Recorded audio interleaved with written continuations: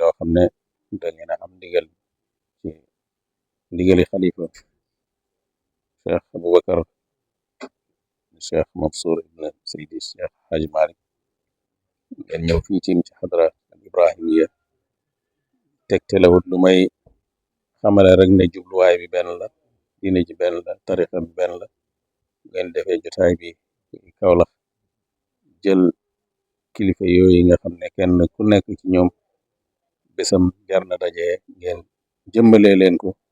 loolu dafay jox bés bi beneen dayo doy na nag ne fu ñuy wasifa la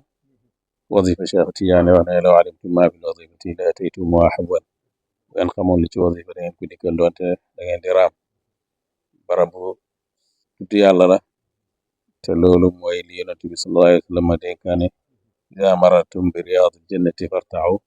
kon nag loolu bés la boo xam ne jullit ñëpp ko moom waaye rawatina tijaani Kawlax moo tax ñu ngi ñaan yàlla yàlla nañ ci àgg ak jàmm te jotaay bi am ci jàmm ñu ñëw ci jàmm dal ci jàmm yàlla def ko muy jotaay boo xam ne dana gëneel boo xam ne dafay delluwaat ci dëkk bi yëpp ndax li Cheikh Tidiane wax ne wasifa amaan la pour bépp gox boo xam ne nii dañ koo taxoo dekkal loolu rek la yal na ci yàlla dekkalee xol yi gën cee yokk bëggante gi ak dimbalante gi ak sàmmante gi yàlla wattu ñu réew mi defal ñu jàmm ci réew mi ci barke bés yi nga xam ne ci lañ jëm yaa rasulillahi sallallahu alayhi wa sallam allahumma salli ala sayyidina Muhammad